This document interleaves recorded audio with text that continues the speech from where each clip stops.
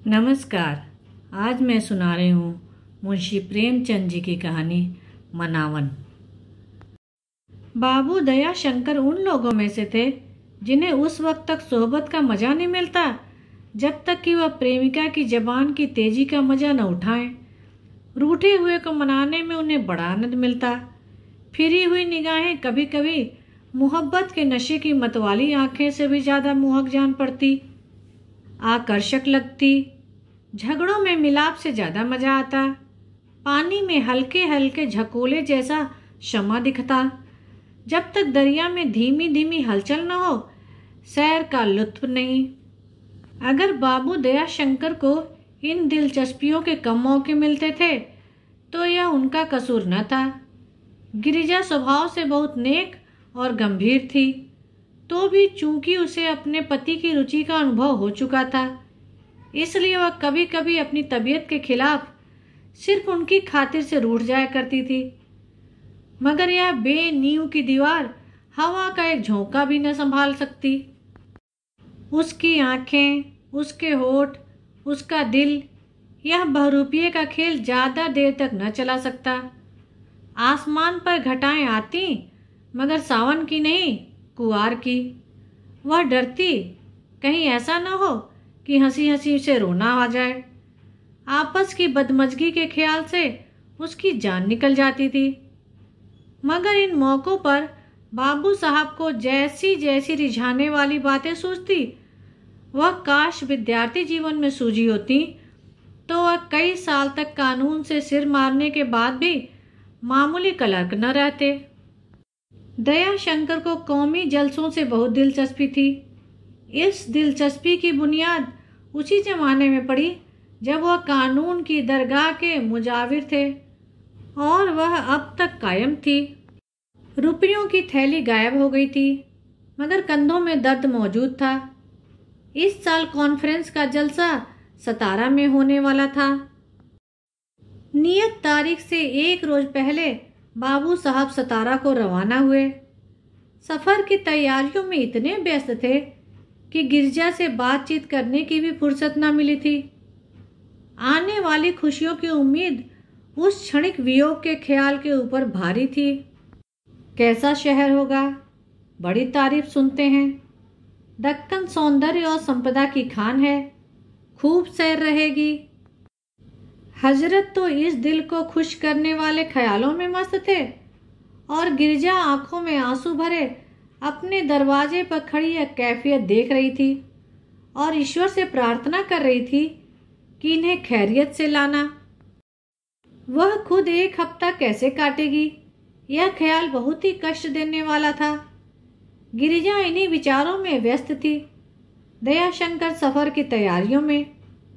यहाँ तक कि सब तैयारियां पूरी हो गईं। इक्का दरवाजे पर आ गया। बिस्तर और ट्रंक उस पर रख दिए गए, और तब विदाई भेंट की बातें होने लगी। दया शंकर गिरजा के सामने आए और मुस्कुराकर बोले, अब जाता हूँ। गिरिजा के कलेजे में बर्छी सी लगी। बरबस जी चाहा कि उनके सीने से लिपट कर रोऊं। आंसुओं की एक बाढ़ सी आंखों में आती हुई मालूम हुई, मगर जब्त करके बोली, जाने को कैसे कहूं, क्या वक्त आ गया? दया शंकर, हाँ, बल्कि देर हो रही है। गिरिजा, मंगल की शाम को गाड़ी से आओगे ना? दया शंकर, जरूर, किसी तरह भी नहीं रुक सकता। तुम सिर्फ उसी दिन मेरा इंतजार करना। गिरिजा, ऐसा ना हो भूल जाओ। सतारा बहुत अच्छा शहर है। दया शंकर हंसकर, वह स्वर्ग ही क्यों ना हो, मंगल को यहाँ जरूर आ जाऊंगा। दिल बराबर यहीं लगा रहेगा। तुम जरा भी न घबराना। यह कहकर गिरजा को गले लगा लिया और मुस्कुराते हुए बाहर निकल आए। इक्का रवाना हो गया। गिरजा पलंग पर बैठ गई और खूब रोई, मगर इस वियोग के दुख, आंसुओं की बाढ़, अकेलेपन के दर्द और तरह तरह के भावों की भीड़ के साथ एक और ख्याल दिल में बैठा हुआ था, जिसे वह बार बार हटाने की कोशिश करती थी। क्या इनके पहलू में दिल नहीं है, या है तो उस पर पूरा अधिकार नहीं है? वह मुस्कुराहट जो विदा होते वक्त दयाशंकर के चेहरे से लग रही थी, गिरजा की समझ में नहीं आती थी। सतारा में बड़ी धूम थी। दयाशंकर गाड़ी से उतरे तो वर्दीपोश वॉलंटियरों ने उनका स्वागत किया। एक फिटन उनके लिए तैयार खड़ी थी। उस पर बैठकर वह कॉन्फ्रेंस पंडाल की तरफ चले। दोनों तरफ झंडियां लहरा रही थीं। दरवाजे पर बंधनवारें लटक रही थीं। औरतें अपने झरोखों से और मर्द बरामदों में खड़े होकर खुशी से तालियां बजा रहे थे। इस शान शौकत के साथ वह पंडाल में पहुंचे और एक खूबसूरत खेमे में उतरे। वहां सब तरह की सुविधाएं एकत्र थीं। 10 बजे कॉन्फ्रेंस शुरू हुई। वक्ता अपनी अपनी भाषा के जलवे दिखाने लगे। किसी के हंसी दिल्लगी से भरे हुए चुटकुलों पर वाह वाह की धूम मच गई। किसी की आग बरसाने वाले तकरीर ने दिलों में जोश की एक लहर पैदा कर दी। विद्वतापूर्ण भाषणों के मुकाबले में हंसी दिल्लगी और बात कहने की खूबी को लोगों ने ज्यादा पसंद किया। श्रोताओं को उन भाषणों में थिएटर के गीतों का सा आनंद आता था। कई दिनों तक यही हालत रही और भाषणों की दृष्टि से कॉन्फ्रेंस को शानदार कामयाबी हासिल हुई। आखिरकार मंगल का दिन आया। बाबू साहब वापसी की तैयारी करने लगे, मगर कुछ ऐसा संयोग हुआ कि आज उन्हें मजबूरन ठहरना पड़ा। बम्बई और यूपी के डेलीगेटों में एक हॉकी मैच ठहर गई। बाबू दयाशंकर हॉकी के बहुत अच्छे खिलाड़ी थे। वह भी टीम में दाखिल कर लिए गए थे।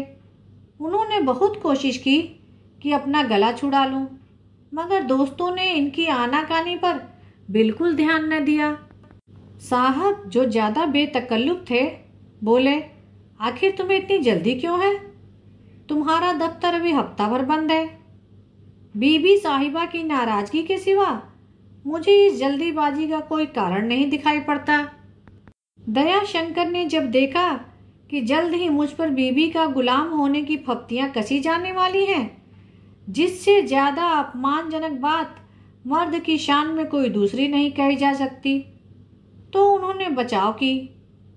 कोई सूरत न देखकर वापसी मुलतवी कर दी और हॉकी में शरीक हो गए। मगर दिल में यह पक्का इरादा कर लिया कि शाम की गाड़ी से जरूर चले जाएंगे, फिर चाहे कोई बीबी का गुलाम नहीं, बीबी के गुलाम का बाप कहे, एक न मानेंगे। खैर, 5 बजे खेल शुरू हुआ।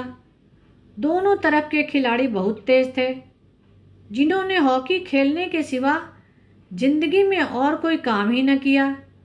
खेल बड़े जोश और सरगर्मी से होने लगा। कई हजार तमाशाई जमा थे। उनकी तालियां और बढ़ावे खिलाड़ियों पर मारू बाजे का काम कर रहे थे और गेंद किसी अभागे की किस्मत की तरह इधर उधर ठोकरें खाती फिरती थी। दयाशंकर के हाथों की तेजी और सफाई, उनकी पकड़ और बेऐब निशानेबाजी पर लोग हैरान थे। यहाँ तक कि जब वक्त खत्म होने में सिर्फ 1 मिनट बाकी रह गया था और दोनों तरफ के लोग हिम्मतें हार चुके थे, तो दयाशंकर ने गेंद लिया और बिजली की तरह विरोधी पक्ष के गोल पर पहुंच गए। एक पटाखे की आवाज हुई। चारों तरफ से गोल का नारा बुलंद हुआ। इलाहाबाद की जीत हुई और इस जीत का सेहरा दयाशंकर के सिर था, जिसका नतीजा यह हुआ कि बेचारे दयाशंकर को उस वक्त भी रुकना पड़ा। और सिर्फ इतना ही नहीं, सतारा अमेचर क्लब की तरफ से इस जीत की बधाई में एक नाटक खेलने का कोई प्रस्ताव हुआ, जिससे बुध के रोज भी रवाना होने की कोई उम्मीद न बाकी रही। दयाशंकर ने दिल में बहुत पेचोताप खाया, मगर जबान से क्या कहते थे। बीबी का गुलाम कहलाने का डर जबान बंद किए हुए था। हालांकि उनका दिल कह रहा था कि अब की देवी रूठेंगी तो सिर्फ खुशामदों से न मानेंगी। बाबू दयाशंकर वादे के रोज के 3 दिन बाद मकान पर पहुंचे। सतारा से गिरजा के लिए कई अनूठे तोहफे लाए थे, मगर उसने इन चीजों को कुछ इस तरह देखा कि जैसे उनसे उसका जी भर गया है। उसका चेहरा उतरा हुआ और होठ सूखे थे। 2 दिन से उसने कुछ नहीं खाया था। अगर चलते वक्त दयाशंकर की आंख से आंसू की चंद बूंदें टपक पड़ी होती, या कम से कम चेहरा कुछ उदास है और आवाज कुछ भारी हो गई होती, तो शायद गिरजा उनसे न रूठती। आंसुओं की चंद बूंदें उसके दिल में इस ख्याल को तरोताजा रखती कि उनके न आने का कारण चाहे जो हो, निष्ठुरता हरगिज नहीं। शायद हाल पूछने के लिए उसने तार दिया होता और अपने पति को अपने सामने खैरियत से देखकर वह बरबस उनके सीने से जा चिमटती और देवताओं की कृतज्ञ होती। मगर आंखों की वह बेमौका कंजूसी और चेहरे की वह निष्ठुर मुस्कान इस वक्त उसके पहलू में खटक रही थी। दिल में ख्याल जम गया था कि मैं चाहे इनके लिए मर ही मिटूं, मगर इन्हें मेरी परवाह नहीं है। दोस्तों का आग्रह और जिद केवल बहाना है। कोई जबरदस्ती किसी को रोक नहीं सकता। खूब, मैं तो रात की रात बैठकर काटूं और वहां मजे उड़ाए जाएं। बाबू दयाशंकर को रूठों को मनाने में विशेष दक्षता थी और इस मौके पर उन्होंने कोई बात, कोई कोशिश उठा नहीं रखी। तोहफे तो लाए थे, मगर उनका जादू न चला। तब हाथ जोड़कर, एक पैर से खड़े होकर गुदगुदाया, तलवे सहलाए, कुछ शोखी और शरारत की। 10 बजे तक इन्हीं सब बातों में लगे रहे। इसके बाद खाने का वक्त आया। आज उन्होंने रूखी रोटियां बड़े शौक से और मामूली से कुछ ज्यादा खाई। गिरिजा के हाथ से आज हफ्ते भर बाद रोटियां नसीब हुई हैं। सतारे में रोटियों को तरस गए। पूड़ियां खाते खाते आंतों में बाय गोले पड़ गए। यकीन मानो गिरजन, वहां कोई आराम न था, न कोई सैर, न कोई लुत्फ। बेफिक्री हो तो चटियल मैदान में बाग का मजा आता है, और तबीयत को कोई फिक्र हो तो बाग बिराने से भी ज्यादा उजाड़ मालूम होता है। कमबख्त दिल तो हरदम यहीं धरा था, वहां मजा क्या खाका था। तुम चाहे इन बातों को केवल बनावट समझ लो, क्योंकि मैं तुम्हारे सामने दोषी हूं और तुम्हें अधिकार है कि मुझे झूठा, मक्कार, दगाबाज, बेवफा, बात बनाने वाला जो चाहे समझ लो। मगर सच्चाई यही है जो मैं कह रहा हूं। मैं जो वादा पूरा नहीं कर सका, उसका कारण दोस्तों की जिद थी। दयाशंकर ने रोटियों की खूब तारीफ की, क्योंकि पहले कई बार यह तरकीब फायदेमंद साबित हुई थी, मगर आज यह मंत्र भी कारगर न हुआ। गिरजा के तेवर बदले ही रहे। तीसरे पहर दयाशंकर गिरजा के कमरे में गए और पंखा झलने लगे। यहाँ तक कि गिरजा झुंझलाकर बोल उठी, अपनी नाजबदारियां अपने ही पास रखिए। मैंने हुजूर से भर पाया, मैं तुम्हें पहचान गई। अब धोखा नहीं खाने की। मुझे न मालूम था कि आप मुझे यूं दगा करेंगे।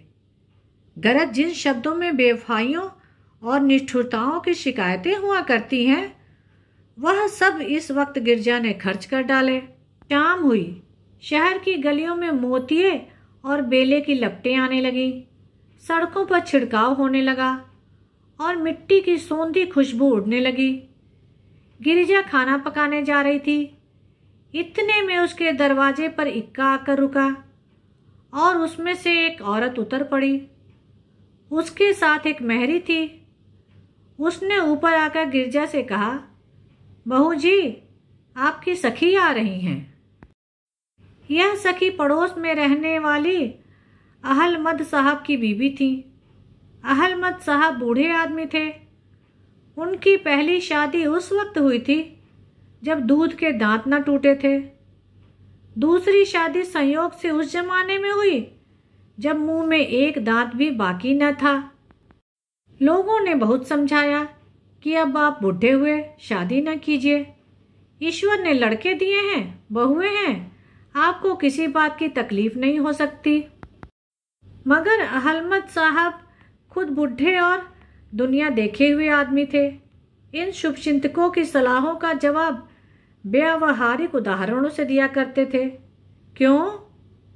क्या मौत को बुढ़ों से कोई दुश्मनी है? बूढ़े गरीब उसका क्या बिगाड़ते हैं?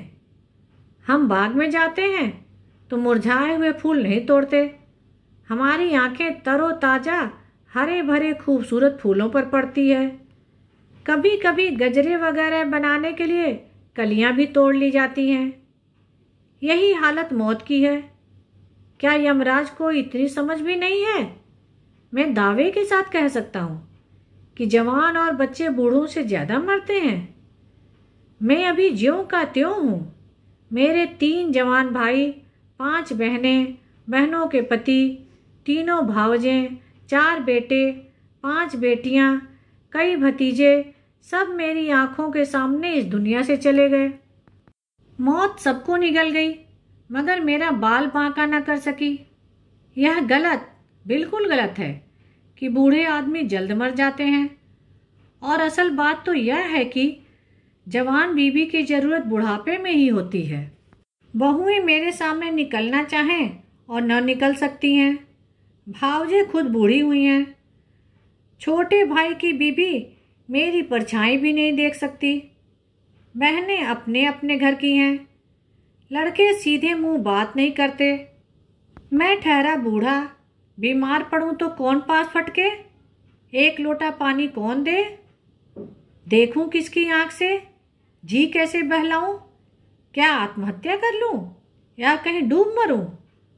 इन दलीलों के मुकाबले में किसी की जबान न खुलती थी। गरज इस नई अहलमदीन और गिरजा में कुछ बहनापा सा हो गया था। कभी कभी उससे मिलने आ जाया करती थी। कभी शिकायत या रंज की एक बात जबान से न निकालती। एक बार गिरजा ने मजाक में कहा था कि बूढ़े और जवान का मेल अच्छा नहीं होता। इस बात पर वह नाराज हो गई और कई दिन तक ना आई। गिरजा मेहरी को देखते ही फौरन आंगन में निकल आई और गो इस वक्त मेहरी का आना नागवार गुजरा। मगर मेहरी से बोली, बहन अच्छी आई, 2 घड़ी दिल बहलेगा। जरा देर में अहलमदीन साहब गहने से लदी हुई घूंघट निकाले छम छम करती हुई आंगन में आ खड़ी हुई। गिरजा ने करीब आकर कहा, वाह सखी, आज तो तुम दुल्हन बनी हो। मुझसे पर्दा करने लगी हो क्या? यह कहकर उसने घूंघट हटा दिया और सखी का मुंह देखते ही चौंक कर एक कदम पीछे हट गई। दयाशंकर ने जोर से कहकहा लगाया और गिरजा को सीने से लिपटा लिया और विनती के स्वर में बोले, गिरजन अब मान जाओ, ऐसी खता कभी ना होगी। मगर गिरजन अलग हट गई और रुखाई से बोली, तुम्हारा बहुरूप बहुत देख चुकी, अब तुम्हारा असली रूप देखना चाहती हूँ। दयाशंकर प्रेम नदी की हल्की हल्की लहरों का आनंद तो जरूर उठाना चाहते थे, मगर तूफान से उनकी तबीयत भी उतना ही घबराती थी जितना गिरजा की, बल्कि शायद उससे भी ज़्यादा। हृदय परिवर्तन के जितने मंत्र उन्हें याद थे वह सब उन्होंने पढ़े और उन्हें कारगर न होते देखकर आखिर उनकी तबीयत को भी उलझन होने लगी। यह वे मानते थे कि बेशक मुझसे खता हुई है, मगर खता उनके ख्याल में ऐसी दिल जलाने वाली सजाओं के काबिल न थी। मनाने की कला में वह जरूर सिद्धहस्त थे, मगर इस मौके पर उनकी अक्ल ने कुछ काम न दिया। उन्हें ऐसा कोई जादू नजर नहीं आता था जो उठती हुई काली घटाओं और जोर पकड़ते हुए झोंकों को रोक दे। कुछ देर तक वह उन्हीं ख्यालों में खड़े रहे और फिर बोले, आखिर गिरजन अब तुम चाहती क्या हो? गिरिजा ने अत्यंत सहानुभूति शून्य बेपरवाही से मुंह फेरकर कहा, कुछ नहीं। दयाशंकर, नहीं, कुछ तो जरूर चाहती हो, वरना 4 दिन तक बिना दाना पानी के रहने का क्या मतलब? क्या मुझ पर जान देने की ठानी है? अगर यही फैसला है तो बेहतर है तुम यूं जान दो और मैं कत्ल के जुर्म में फांसी पाऊं। किस्सा तमाम हो जाए। अच्छा होगा, बहुत अच्छा होगा। दुनिया की परेशानियों से छुटकारा हो जाएगा। यह मंत्र बिल्कुल बेअसर न रहा। गिरजा आंखों में आंसू भरकर बोली, तुम खामखा मुझसे झगड़ना चाहते हो। और मुझे झगड़े से नफरत है। मैं तुमसे न बोलती हूँ और न चाहती हूँ कि तुम मुझसे बोलने की तकलीफ गवारा करो। क्या आज शहर में कहीं नाच नहीं होता? कहीं हॉकी मैच नहीं है? कहीं शतरंज नहीं बिछी हुई है? वहीं तुम्हारी तबीयत जमती है। आप वहीं जाइए। मुझे अपने हाल पर रहने दीजिए। मैं बहुत अच्छी तरह हूँ। दयाशंकर करुण स्वर में बोले। क्या तुमने मुझे ऐसा बेवफा समझ लिया है? गिरिजा। जी हाँ, मेरा यही तजुर्बा है। दयाशंकर। तो तुम सख्त गलती पर हो। अगर तुम्हारा यही ख्याल है तो मैं कह सकता हूँ कि औरतों की अंतर्दृष्टि के बारे में जितनी बातें सुनी है वह सब गलत है। गिरजन, मेरी भी दिल हैं। गिरजा ने बात काट कर कहा। सच? आपके भी दिल है? यह आज नई बात मालूम हुई। दयाशंकर कुछ झेप कर बोले। खैर, जैसा तुम समझो। मेरे दिल ना सही, मेरा जिगर ना सही, दिमाग तो साफ जाहिर है कि ईश्वर ने मुझे नहीं दिया, वरना वकालत में फेल क्यों होता। मेरे शरीर में सिर्फ पेट है, मैं सिर्फ खाना जानता हूँ, और सचमुच है भी ऐसा ही। तुमने कभी मुझे फाका करते देखा है? तुमने कई बार दिन भर कुछ नहीं खाया है, और मैं पेट भरने से कभी बाज नहीं आता। लेकिन कई बार ऐसा भी हुआ है कि दिल और जिगर जिस कोशिश में असफल रहे वह इसी पेट ने पूरी कर दिखाई। या यूं कहो कि कई बार इसी पेट ने दिल और दिमाग और जिगर का काम कर दिखाया है, और मुझे अपने इस अजीब पेट पर कुछ गर्व होने लगा था। मगर अब मालूम हुआ कि पेट की बेहयाइयाँ लोगों को बुरी मालूम होती हैं। इस वक्त मेरा खाना न बने, मैं कुछ न खाऊंगा। गिरिजा ने पति की तरफ देखा। चेहरे पर हल्की सी मुस्कुराहट थी। गिरिजा और औरतों की तरह यह भूल जाती थी कि मर्दों की आत्मा को भी कष्ट हो सकता है। उसके ख्याल में कष्ट का मतलब शारीरिक कष्ट था। उसने दयाशंकर के साथ और चाहे जो रियायत की हो, खिलाने पिलाने में उसने कभी भी रियायत नहीं की, और जब तक खाने की दैनिक मात्रा उनके पेट में पहुंचती जाए उसे उनकी तरफ से ज़्यादा अंदेशा नहीं होता था। हजम करना दयाशंकर का काम था। सच पूछिए तो गिरजा की शक्तियों ने ही उन्हें हॉकी का शौक दिलाया था, वरना अपने और सैकड़ों भाइयों की तरह उन्हें दफ्तर से आकर हुक्के और शतरंज से ज़्यादा मनोरंजन होता था। गिरजा ने यह धमकी सुनी तो तौरियां चढ़ाकर बोली, अच्छी बात है, ना बनेगा। दयाशंकर दिल में कुछ झेप से गए। उन्हें इस बेरहम जवाब की उम्मीद न थी। अपने कमरे में जाकर अखबार पढ़ने लगे। इधर गिरजा हमेशा की तरह खाना पकाने में लग गई। दयाशंकर का दिल इतना टूट गया था कि उन्हें ख्याल भी न था कि गिरजा खाना पका रही होगी। इसलिए जब 9 बजे के करीब उसने आकर कहा कि चलो खाना खा लो, तो वह ताज्जुब से चौंक पड़े। मगर यह यकीन आ गया कि मैंने बाजी मार ली। जी हरा हुआ, फिर भी ऊपर से रुखाई से कहा, मैंने तो तुमसे कह दिया था कि आज कुछ न खाऊंगा। गिरिजा, चलो थोड़ा सा खा लो। दयाशंकर, मुझे जरा भी भूख नहीं है। गिरिजा, क्यों, आज भूख नहीं लगी? दयाशंकर, तुम्हें 3 दिन से भूख क्यों नहीं लगी? गिरिजा, मुझे तो इस वजह से नहीं लगी कि तुमने मेरे दिल को चोट पहुंचाई थी। दयाशंकर, मुझे भी इस वजह से नहीं लगी कि तुमने मुझे तकलीफ दी है। दयाशंकर ने रुखाई के साथ ये बातें कहीं, और अब गिरजा उन्हें मनाने लगी। फौरन पांसा पलट गया। अभी एक ही क्षण पहले वह उसकी खुशामदें कर रहे थे, मुजरिम की तरह उसके सामने हाथ बांधे खड़े गिड़गिड़ा रहे थे, मिन्नतें करते थे, और अब बाजी पलटी हुई थी। मुजरिम इंसाफ की मसनद पर बैठा हुआ था। मोहब्बत की राहें मकड़ी के जालों से भी पेचीदा हैं। दयाशंकर ने दिन में प्रतिज्ञा की थी कि मैं भी उसे इतना ही हैरान करूंगा जितना इसने मुझे किया है, और थोड़ी देर तक वह योगियों की तरह स्थिरता के साथ बैठे रहे। गिरिजा ने उन्हें गुदगुदाया, तलवे खुजलाए, उनके बालों में कंघी की, कितनी ही लुभावनी अदाएं खर्च की, मगर असर न हुआ। तब उसने अपनी दोनों बाहें उनकी गर्दन में डाल दी और याचना और प्रेम से भरी हुई आंखें उठाकर बोली, चलो मेरी कसम खा लो। फूस की बांध बह गई। दयाशंकर ने गिरजा को गले से लगा लिया। उसके भोलेपन और भावों की सरलता ने उनके दिल पर एक अजीब दर्दनाक असर पैदा किया। उनकी आंखें भी गीली हो गईं। आह, मैं कैसा जालिम हूँ। मेरी बेवफाइयों ने इसे कितना रुलाया है। 3 दिन तक उसके आंसू नहीं थमे, आंखें नहीं झपकी। 3 दिन तक इसने दाने की सूरत नहीं देखी। मगर मेरे एक जरा से इनकार ने, झूठे नकली इनकार ने चमत्कार कर दिखाया। कैसा कोमल हृदय है, गुलाब की पंखुड़ी की तरह, जो मुरझा जाती है मगर मैली नहीं होती। कहाँ मेरा ओछापन, खुदगर्जी, और कहाँ यह बेखुदी, यह त्याग, यह साहस। दयाशंकर के सीने से लिपटी हुई गिरजा उस वक्त अपने प्रबल आकर्षण से अनेक दिल को खींचे लेती थी। उसने जीती हुई बाजी हारकर आज अपने पति के दिल पर कब्जा पा लिया। इतनी जबरदस्त जीत उसे कभी न मिली थी। आज दयाशंकर को मोहब्बत और भोलेपन की इस मूरत पर जितना गर्व था, उसका अनुमान लगाना कठिन है। जरा देर में वह उठ खड़े हुए और बोले, एक शर्त पर चलूंगा।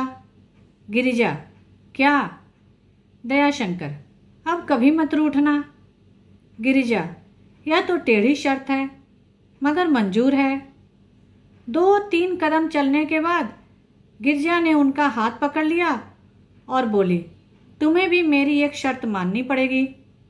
दयाशंकर, मैं समझ गया, तुमसे सच कहता हूँ, अब ऐसा न होगा। दयाशंकर ने आज गिरजा को भी अपने साथ खिलाया। वह बहुत लजाई, बहुत ही लेकिए। कोई सुनेगा तो क्या कहेगा, यह तुम्हें क्या हो गया है। मगर दयाशंकर ने एक न मानी और कई कौर गिरजा को अपने हाथ से खिलाए और हर बार अपनी मोहब्बत का बेदर्दी के साथ मुआवजा लिया। खाते खाते उन्होंने हंसकर गिरजा से कहा, मुझे न मालूम था कि तुम्हें मनाना इतना आसान है।